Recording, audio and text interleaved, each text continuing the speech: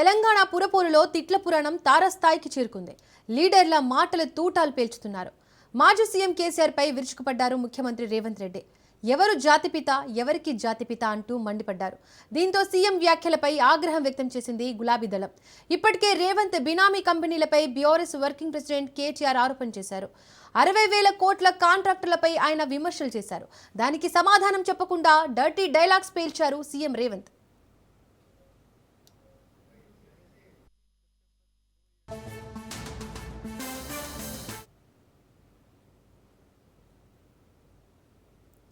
ఇప్పటికే రాష్ట్రంలో రాజకీయ వేడి పట్టణాలకు చేరింది. నిన్నటిదాకా పల్లె పల్స్ పట్టుకోవడంలో పోటీపడ్డ ప్రధాన పార్టీలు ఇప్పుడు అర్బన్ ఓటర్లను మచ్చుక చేసుకునే పనిలో పడ్డాయి. ఎలాగైనా గెలవాలని అధికార కాంగ్రెస్, ప్రతిపక్ష బీఆర్ఎస్, బీజేపీపై సై అంటే సై అంటున్నాయి. బస్తీమే సవాల్ అంటూ రాజకీయ వేడి రాజేస్తున్నాయి. డైనమేట్ల లాంటి డైలాగులతో దూకుడు పెంచాయి. అయితే మున్సిపల్స్ అధికార పార్టీ హస్తానికి మాత్రం ఛాలెంజింగ్గా మారాయి. ఇదే అంశానికి సంబంధించి మరింత విశ్లేషణను మా ఇన్పుట్ ఎడిటర్ శ్రీకాంత్ అందిస్తారు. Over to Srikanth. Shalini, good afternoon. Municipal ఎన్నికల ప్రచారం నడుస్తోంది. ఇప్పటికే గ్రౌండ్లో అటు బీఆర్ఎస్, ఇటు కాంగ్రెస్, ఇటు భారతీయ జనతా పార్టీ అందరు నాయకులు కూడా వాళ్ళ ప్రచారాల కార్యక్రమంలో మునిగిపోయారు. ముఖ్యమంత్రి రేవంత్ రెడ్డి టూర్లు నడుస్తున్నాయి. సో నిన్న బహిరంగ సభలో ముఖ్యమంత్రి మాట్లాడినటువంటి మాటలు ఈరోజు హరీష్ రావు కూడా దీనిపైన కౌంటర్ ఇచ్చారు ఇందాకనే. సో ఇది బూతుల రాజకీయం నడుస్తోంది, బూతులు మాట్లాడుకుంటున్నారు. సో గతంలో కేసీఆర్ మాట్లాడారు కానీ వాడు వీడు అని ఏ ప్రతిపక్ష నాయకుడిని పెద్దగా సంబోధించింది లేదు. రండా అని మాట్లాడారు, దద్దమ్మ అని మాట్లాడారు. సో ఇట్లాంటి మాటలు ఉన్నాయి. సో అది కేసీఆర్ వ్యవహార శైలికి అది ఓకే. బట్ ఇది ఇంకా కొంచెం శృతి మించుతోంది తెలంగాణలో. ఆంధ్రప్రదేశ్లో ఇంతకంటే దారుణంగా ఉందనే చెప్పాలి. అంబటి రాంబాబు చేసినటువంటి కామెంట్లతోటి ముఖ్యమంత్రి మీద కామెంట్ చేస్తే ఏకంగా పోయి ఇల్లులే ధ్వంసం చేసి పెట్రోల్ బాంబులు వేసినటువంటి పరిస్థితి. అదృష్టం కొద్దీ తెలంగాణలో అట్లాంటి వాతావరణం లేదు. తిడితే మళ్ళీ తిట్టుకుంటున్నారు. బట్ ఈ కామెంట్లు 2 సంవత్సరాల తర్వాత కూడా ఎందుకు ఈ తిట్ల పురాణాలు వస్తున్నాయి? ప్రజలకు అభివృద్ధి చేయాల్సింది పోయి, ప్రజలకు భరోసా ఇవ్వాల్సింది పోయి, రైతు భరోసాలు వేయాల్సింది పోయి, మున్సిపల్ ఎన్నికల తర్వాత వేస్తాం, మున్సిపల్ ఎన్నికల ముందు వేయాల్సినవి తర్వాత వేస్తాం, లేదంటే దానికి డెడ్ లైన్ పెట్టి ఆ డేట్లోపు చేస్తాం. ఇవన్నీ చేయాల్సినటువంటి టైంలో ఈ తిట్ల పురాణాలు ఎందుకు వస్తున్నాయి అనేది మాత్రం అర్థం కావట్లేదు. మోరోవర్ ఈ రాజకీయం ఎట్లయిపోయిందంటే ఒక వ్యక్తిగత శత్రుత్వం లాగా అయిపోయినటువంటి పరిస్థితి. చరణ్ కౌశిక్ గారు మనతో పాటు ఉన్నారు కాంగ్రెస్ పార్టీ నుంచి, పవన్ గౌడ్ గారు బీఆర్ఎస్ పార్టీ నుంచి మనతో పాటు ఉన్నారు. చరణ్ కౌశిక్ గారు నమస్తే. నమస్తే అండి. నమస్తే. ఎవరు జాతిపిత, ఎవరికి జాతిపిత, ఇది బాగుంది. ఎవడు జాతిపిత, ఎవరికి రా జాతిపిత, ఇది కొంచెం అభ్యంతరకరంగా లేదు. వయసులో పెద్దవాడు, సరే కేసీఆర్ అంటే ఒక ఐకానిక్ లాంటి ఫిగరు, తెలంగాణ ఉద్యమంలో క్రియాశీలక పాత్ర పోషించారు. సో అట్లాంటి వ్యక్తిని పట్టుకొని ఆల్మోస్ట్ ఒక 17-18 సంవత్సరాల వయసు తేడా ఉంటుంది. గౌరవం లేకుండా ఎందుకు ఈ తిట్టడం ఎందుకు? ఎవడు రా జాతిపిత, ఎవనికి రా జాతిపిత, ఎట్లా చూస్తున్నారు చరణ్ కౌశిక్ గారు? మీకు ఏమైనా ఇబ్బంది కనిపిస్తుంది ఆ మాట? సార్, ఇక్కడ ముఖ్యమంత్రి గారు ఏంటంటే జాతిపిత మీద రాజకీయం చేసే ప్రయత్నం బీఆర్ఎస్ పార్టీ చేస్తా ఉంది. జాతిపిత అనేది ఆనాడు మహాత్మా గాంధీ గారికి కూడా 1947 ఆనాడు సుభాష్ చంద్రబోస్ గారు సింగపూర్ సంబంధించిన రేడియోలో మాట్లాడుతూ మహాత్మా గాంధీకి సంబంధించి జాతిపిత అని చెప్పేసి మొదటిసారి మాట్లాడడం జరిగింది. తర్వాత ఆర్టికల్ 18(1) ప్రకారం జాతిపిత అనేది భారతదేశంలో ఇవ్వరు, చాలా స్పష్టం. అదే కాకుండా ఇందులో రెండింటికి మాత్రమే టైటిల్ ఇస్తారు. ఒకటి విద్యకు సంబంధించినటువంటి రంగాల్లో, 2 సైనికులకు సంబంధించినటువంటి టైటిల్ మాత్రమే భారతదేశంలో ఉన్నాయి, మిగతా ఏ టైటిల్ లేవు. అదే కాకుండా రవీంద్రనాథ్ ఠాగూర్ గారు వారు మాట్లాడుతూ మహాత్మా అని చెప్పేసి బిరుదిచ్చారు. తర్వాత భారతదేశంలో ప్రజలంతా కూడా గాంధీ గారిని బాపు అని చెప్పేసి సంబోధిస్తారు. ఇది మహాత్మా గాంధీ గారికి భారతదేశంలో ఉన్నటువంటి గౌరవం. ఎందుకంటే ఆ మహాత్మా గాంధీ గారు భారతదేశ స్వతంత్రం కోసం పనిచేశారు. వారు కుటుంబం కోసం పనిచేయలేదు. వారి కుటుంబ సభ్యులు ఎవరో కూడా తెలియదు. అదే కాకుండా గాంధీ గారు ఏనాడు కూడా ప్రత్యక్ష రాజకీయాల్లో లేని వ్యక్తి. అట్లాంటి మహాత్మా గాంధీ గారిని జాతిపిత అనేది భారతీయ ప్రజలంతా పిలుచుకుంటా ఉంటే దాని మీద కూడా మీరు రాజకీయం చేసే ప్రయత్నం చేస్తే ముఖ్యమంత్రి గారు ఘాటుగా మాట్లాడారు. చరణ్ కౌశిక్ గారు మీ మాటల్లో చాలా సంస్కారవంతంగా కనిపిస్తోంది, మీ మాటల్లో చాలా హుందాతనం కనిపిస్తోంది. సగటు కాంగ్రెస్ నాయకుడిగా మీరు ఇచ్చినంత హుందాగా ఇంత పద్ధతిగా ఒక ముఖ్యమంత్రి ఎందుకు ఇవ్వలేకపోతున్నారు? ప్రతిపక్షంలో ఉన్నప్పుడు తిడితే సరే ఓట్లు పడ్డాయి, ఆ ప్రతిపక్షంలో ఉన్నప్పుడు తిడితే అది వేరేలా ఉంటుంది. అధికారంలోకి వచ్చిన తర్వాత ఒక ముఖ్యమంత్రి హోదాలో ఉండి కూడా ఇలాంటి మాటలే మాట్లాడితే ప్రజల్లో చులకనగారా ఆ ఆలోచన రావట్లేదా? ఇప్పుడు తెలంగాణ రాష్ట్రంలో ఎట్టయిందంటే బూతులు సమాధానం అన్నట్టు ఈ బూతుల కల్చర్ తీసుకొచ్చిందే బీఆర్ఎస్ పార్టీ. వాళ్ళకి ఏమైనా అవార్డులు ఇవ్వాలంటే భారతరత్న లాంటి అవార్డు కూడా ఇవ్వచ్చు. బీఆర్ఎస్ పార్టీలో బూతులు ప్రారంభించింది వాళ్ళే. దద్దమ్మలు, సన్నాసులు అని రకరకాలుగా ఇక కేటీఆర్ గారు అయితే నువ్వు మొగాడు అయితే రా అని చెప్పేసి ముఖ్యమంత్రి గారు అంటే వారు కొడంగల్ సభలో వారు మాట్లాడుతూ నేను మగాన్నే ఎక్కడికి రావాలి చెప్పు, సిరిసిల్లకి రావాలన్నా, సిద్దిపేట రావాలన్నా, లేకపోతే చింతమడక రావాలన్నా అని చెప్పేసి ముఖ్యమంత్రి గారు మాట్లాడారు. కాబట్టి ఇవన్నీ ఏంటంటే ఈ రెచ్చగొట్టే ప్రసంగాలు బీఆర్ఎస్ పార్టీ చేసిన తప్పులనే వాళ్ళే చేసి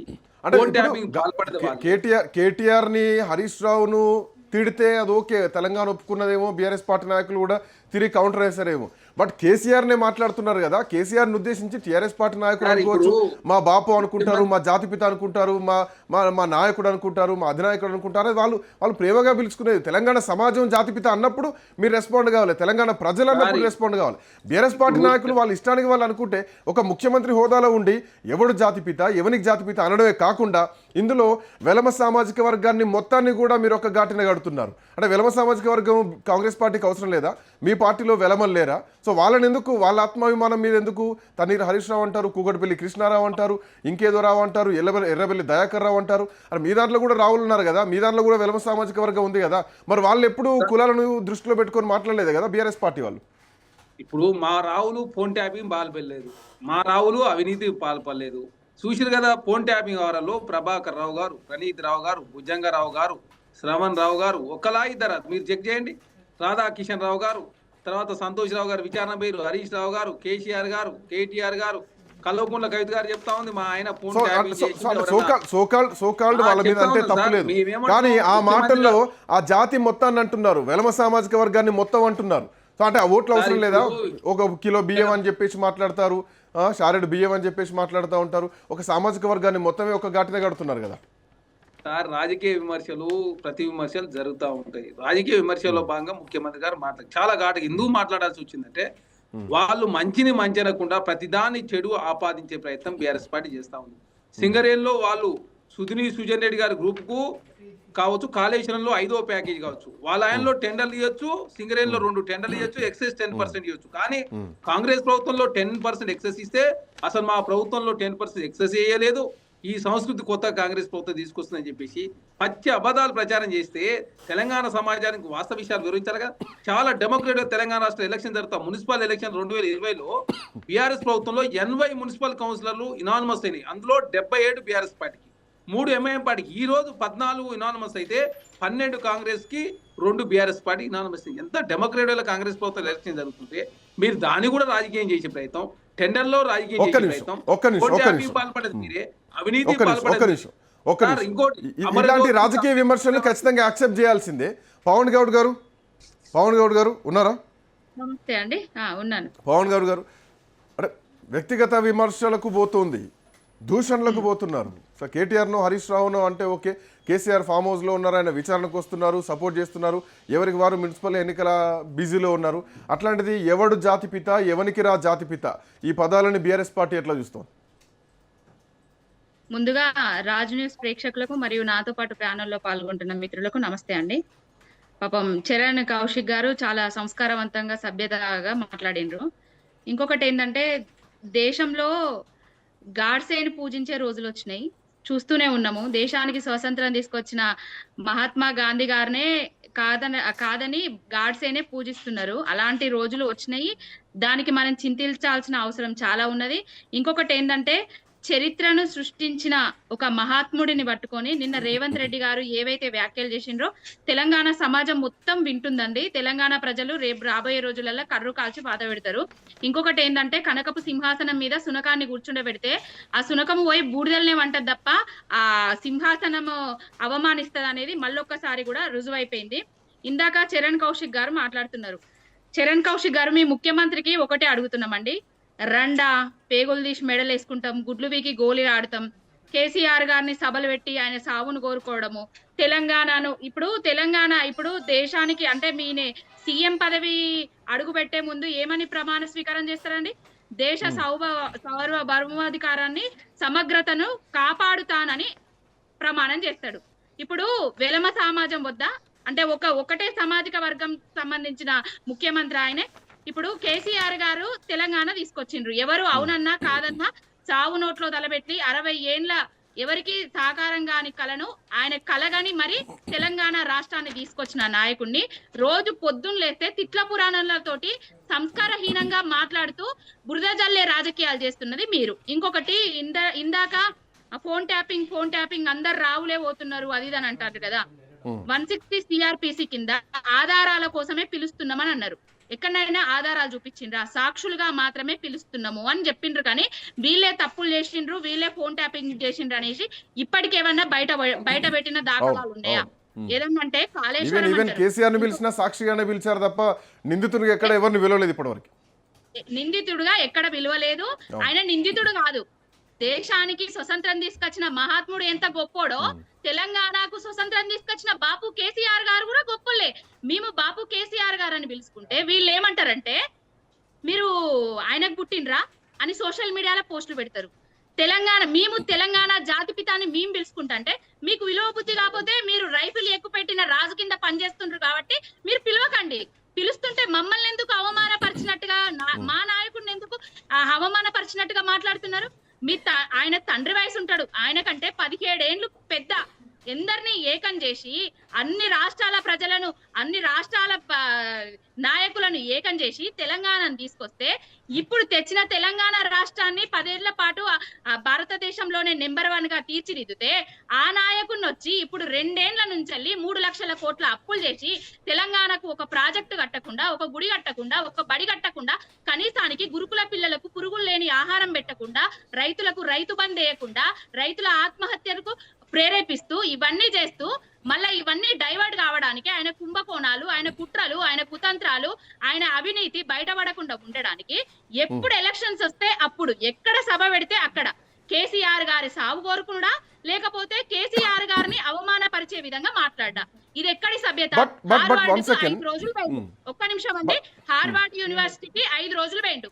ఆ యూనివర్సిటీలో ఇవే నేర్చుకొని వచ్చిండా? రేపు రాబోయే భవిష్యత్ తరాల పిల్లలకు ఇవే నేర్పిస్తాడు.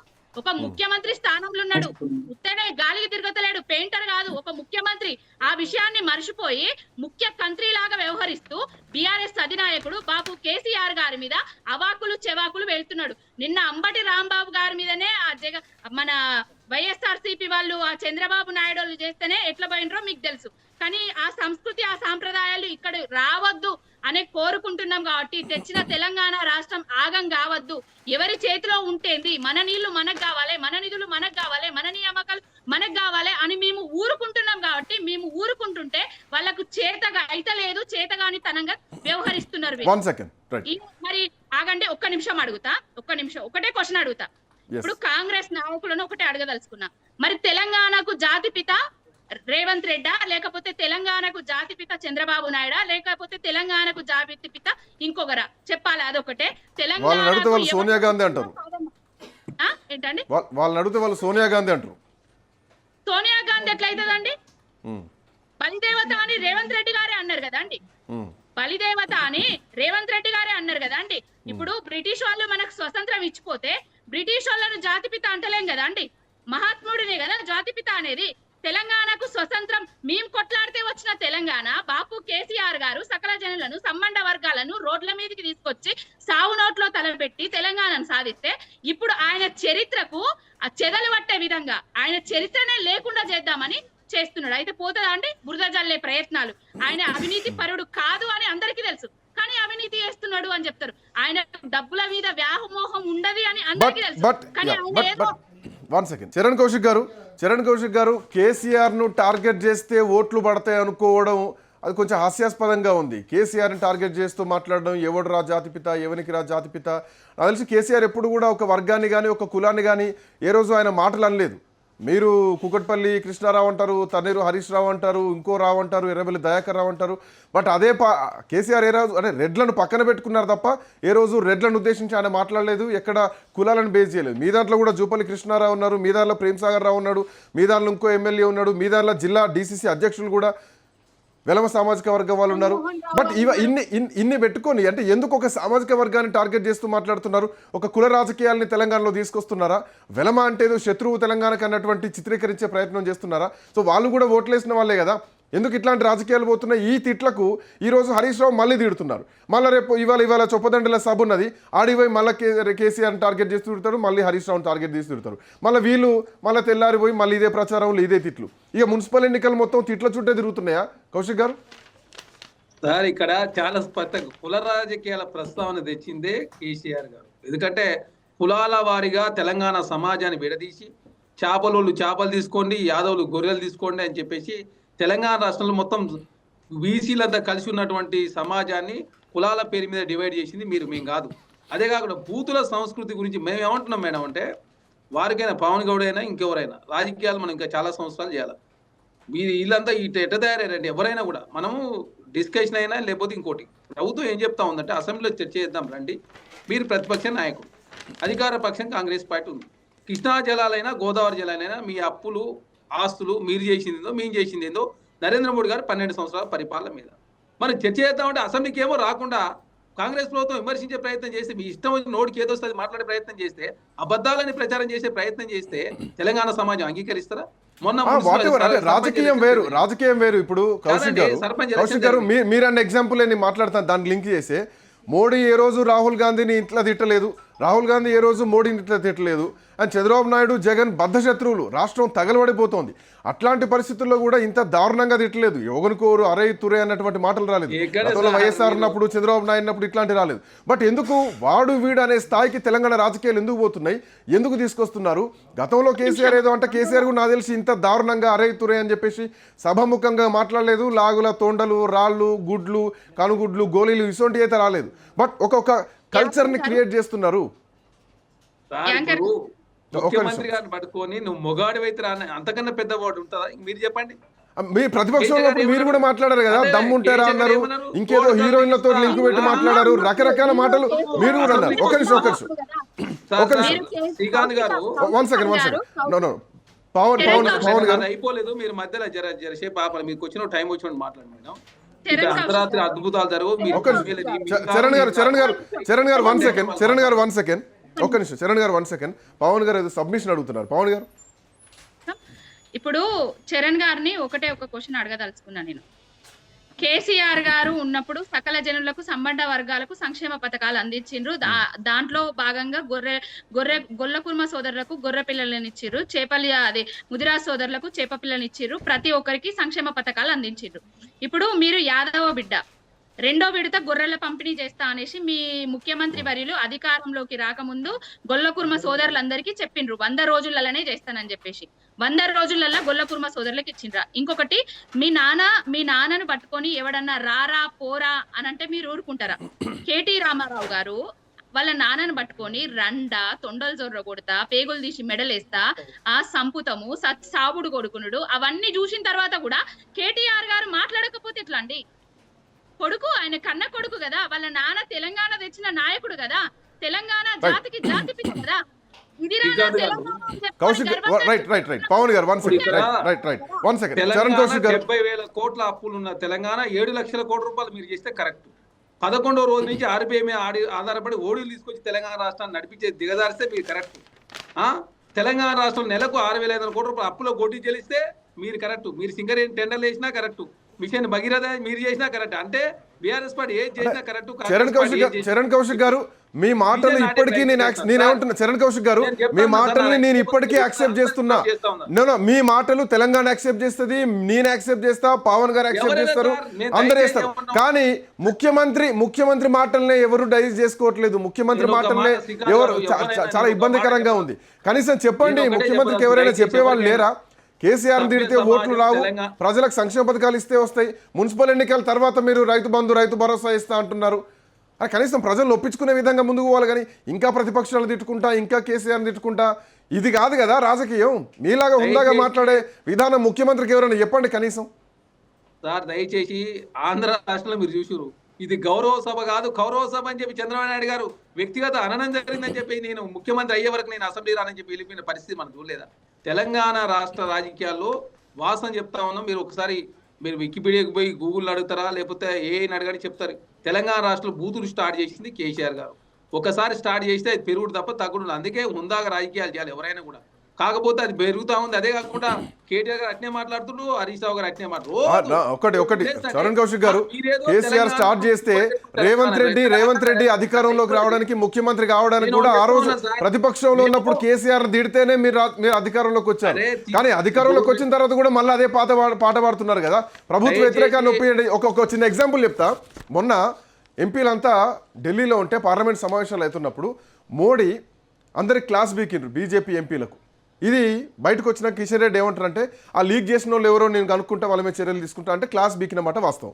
ఏమని, ఆ ఏపీలో చంద్రబాబు నాయుడు ప్రభుత్వం, కూటమి ప్రభుత్వం ఉంటే జగన్మోహన్ రెడ్డి సోషల్ మీడియాలో యాక్టివ్గా ఉన్నారు, వాళ్ళు అటాక్ చేస్తున్నారు, మీరెందుకు చేస్తలేరు అని చెప్పేసి.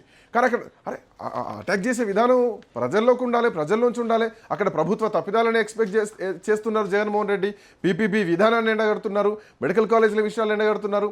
ఆ విషయంలో రండి. కానీ మీరు అధికారంలో ఉండే ఇంకా ప్రతిపక్షాలు అది చేసాయి ఏం చర్యలున్నాయి అంటే ఏమీ లేవు. ఇప్పటికీ విచారణలతోటి కాలయాపన తప్ప ఏమీ లేదు. ఇది మీ ఎమ్మెల్యేనే అన్నారు రాజగోపాల్ రెడ్డి. శ్రీకాంత్ గారు, మీరు 9 సీట్లు వేసిరు, ఏ సీట్లు తెలిసి చెప్పండి. మేము అదే అంటున్నాం కదా, చర్చకే మీరు రారు, అబద్ధాలు ప్రచారం చేస్తే ఎట్లా? మీ టీ న్యూస్ నమస్తే తెలుస్తాయి మాట్లాడేది కరెక్టా? 9 సీట్లు 2014 నుంచి 23 లాస్ట్ సీటు ఎమ్మెల్యే ఎంపీ కొనుగోలు వ్యవహారం మొయినాబాద్. 2015 ఎవరు Vikaruddin encounter, Nayeemuddin encounter, EAMCET paper, ఒక్క సీటు తెలిసిరండి మీరు. మీరేమో తేల్చారు. తెలంగాణ రాష్ట్రంలో కార్ రేసింగ్ వ్యవహారం సంబంధించి డిఓపిటి అనుమతి అడిగినాం, ప్రధానమంత్రి గారు నేతృత్వం. ఇప్పుడు మీరు అన్న వాటికి అన్నిటికీ సమాధానం మీ దగ్గరే ఉంది. పోలీస్ వ్యవస్థ మీ దగ్గరే ఉంది, సిట్లు మీ దగ్గరే ఉన్నాయి, ఏసీబీలు మీ దగ్గరే ఉన్నాయి. తీయండి ఆ కేసులు తీసి అరెస్టులు చేయండి, ఆ కేసులు తీసి ప్రజాక్షేత్రంలో పెట్టండి. ప్రజాక్షేత్రంలో పెడుతున్నా ఉన్నాం కదా. అందుకే మీ అకౌంట్ లో 1515 కోట్లు ఉంటే మీరు కరెక్ట్ పార్టీ. మా పార్టీ జాతీయ స్థాయి అకౌంట్ 140 సంవత్సరాల చరిత్ర, 60 సంవత్సరాలు ఈ దేశాన్ని పాలించిన పార్టీ అకౌంట్ లో 900 కోట్లు ఉంటే కాంగ్రెస్ పార్టీ అవినీతి చేసింది. మీకు మాత్రం ఢిల్లీలో భవన్ ఉండొచ్చు, మీరు మాత్రం టీఆర్ఎస్ పార్టీ బీఆర్ఎస్ పార్టీ మార్చుకోవచ్చు. 70,000 కోట్ల తెలంగాణ అప్పు 7 లక్షల కోట్లు కావచ్చు. అమరజ్యోతి నుంచి అంబేద్కర్ వరకు, సెక్రటరీ నుంచి సీతారాం రాయుడు వరకు, పాలమూరు రంగారెడ్డి నుంచి ప్రగతి భవన్ వరకు, అదేవిధంగా మిషన్ భగీరథి, మిషన్ కాకతీయ వరకు, అదే సెక్రటరీ నుంచి సీతారాం రాయుడు వరకు మీరు మాత్రం అవినీతి చేయొచ్చు. మీరు చేస్తే కరెక్ట్. కాంగ్రెస్ అవినీతి చేస్తే కరెక్ట్ అని మీరు అనకండి. అవినీతి చేస్తే ఆధారాలు బయట పెట్టండి. మీరన్న ఈ కార్ రేసులో ఆధారాలు బయట పెట్టండి, అరెస్ట్ చేయండి. మీరన్న కాళేశ్వరం ప్రాజెక్టు విషయంలో అవినీతిని బయట పెట్టండి. మీరన్న ఫోన్ టాపింగ్ లో అవినీతిని బయట పెట్టండి. అవన్నీ బంద్ చేసి ప్రభుత్వం మీ దగ్గర ఉంటుంది, వ్యవస్థలు మీ దగ్గర ఉంటాయి. కౌశిక్ గారు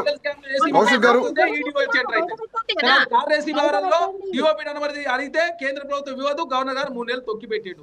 తర్వాత తెలంగాణ రాష్ట్ర సంపదకు సంబంధించి మీరు అన్యాయం చేస్తా ఉంటే దాని మీద కమిటీలు వేసి పారద విచారణ చేస్తుంటే ఘోష్ కమిషన్ మీద కోర్టుకు పోయింది. మీరు మీరేం చేశారు కౌశిక్ గారు? మీరేం చేశారు? పీసీ ఘోష్ కమిషన్ విచారణ అయిపోయిన తర్వాత ఇక్కడ ఏం చర్యలు తీసుకోలేదు, అంత ఆర్భాటం చేసి మళ్ళా సిబిఐకి అప్పచెప్తున్నారు. దయచేసి నిండు అసెంబ్లీ వేదికగా సభ్యుల సలహా సూచనల మేరకు ఇందులో అందరు రాష్ట్ర వివరాలు ముడిపడి ఉంది. వ్యాప్కో లాంటి సంస్థలు ఉన్నాయి కాబట్టి, సిబిఐ లాంటి సంస్థ దేశంలో లేదు కాబట్టి సిబిఐకి రిఫర్ చేయని చెప్పి సభ్యులు కోరితే సిబిఐ కోరు. అది ప్రజాప్రభుత్వం కదండి. నాకు అర్థం కాకడతా మేము ఇంకోటి జర్నలిస్టుల సంబంధించి అక్రిడేషన్ కార్డుల విషయంలో చర్చ జరిగింది. వాళ్ళ అనుకూలంగా మళ్ళీ మా నిర్ణయాన్ని వెనుక తీసుకున్నారు. అరే డైనింగ్ టేబుల్ మీద కూర్చొని, ఫామ్లో కూర్చొని కోదండరామ్ గారు అరెస్ట్ చేశారు, ఆర్ఎస్ ప్రవీణ్ కుమార్ అరెస్ట్ చేశారు.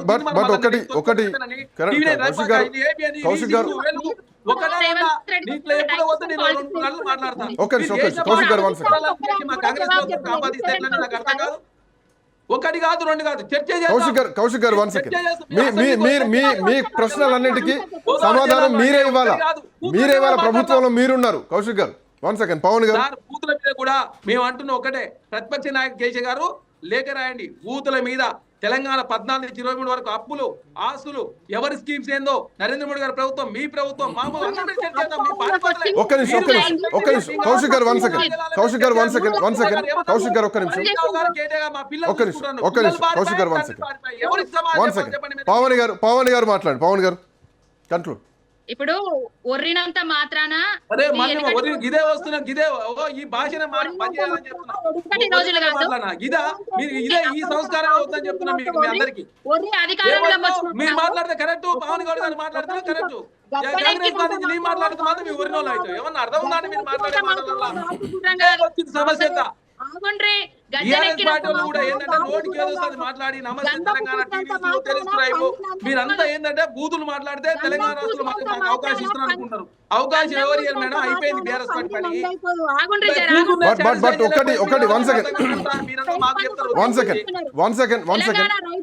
రైతు బంధు వీళ్ళంతా ఫస్ట్ ఒక్క నిమిషం. ఎవరి స్థాయిలో వాళ్ళు బూతులు మాట్లాడే పని చేయాలి. రైతు బంధు వాళ్ళు కోసం ఎవరు బూతులు మాట్లాడితే మీరు మాట్లాడు చెప్పండి. మా మీరు బూతులు యాదవ మాట్లాడలే. సోదరులందరూ ఒక్క నిమిషం, ఒక్క నిమిషం. నాకు అర్థం కాదు. ఒక్క నిమిషం ఒక్కసారి comment వీటి మీద చేసుకోవడం ఖచ్చితంగా అందరికీ చర్యలు తీసుకోవాలా. సభ్య సమాజాన్ని ఖరాబ్ చేస్తుంది. అందరికీ తెలుసు. సినిమా హీరోలు వస్తారు, దిక్కు వాళ్ళ పాటలు పాడతారు, స్టేజ్ల మీద సినిమా పాటలు మాట్లాడతారు. కల్చర్ కల్చర్ చేసి మీరు అంతా కలిసి రాజకీయ నాయకులు అదే పద్ధతులు ఉన్నారు, ముఖ్యమంత్రి అదే పద్ధతులు ఉన్నారు. పునరుద్ధరించే ప్రయత్నం జరుగుతా ఉంది. వన్ సెకండ్, ఏం ఏంది మాట్లాడుతున్నారు? మాట్లాడేది మీకు మీరు వన్ సెకండ్, మాట్లాడేది. One second. ఏంటి One second. మాట్లాడేది? Anyway, దయచేసి బూతులు thank you, మాట్లాడే thank you. పద్ధతి మీరు మార్చుకోవాలి మీరంతా. Thank you so much. Pavani గారు, ఇట్లా పురాణాలే నడుస్తున్నాయి తెలంగాణలో. ఏం నడుస్తున్నాయి అంటే కేసీఆర్ని రేవంత్ రెడ్డి తిడతాడు, హరీష్ రావు రేవంత్ రెడ్డిని తిడతారు. What's going on? ఈ ఎన్నికలు మొత్తం ఇదే. మున్సిపల్ ఎన్నికల తర్వాత రైతు భరోసా ఇస్తామని ముఖ్యమంత్రి చెప్పేశారు. ఏ రైతు భరోసా? ఎన్నో రైతు భరోసా పెండింగ్లో ఎన్ని ఉన్నాయి? డిఏల పరిస్థితి ఏంది? రైతు భరోసా పరిస్థితి ఏంది? రియంబర్స్మెంట్ల పరిస్థితి ఏంటి? ఈ తిట్లేంది? ఏం నడుస్తుంది తెలంగాణలో? That's all for now. Next updates continue అయితే కీప్ వాచింగ్ రాజ్ న్యూస్.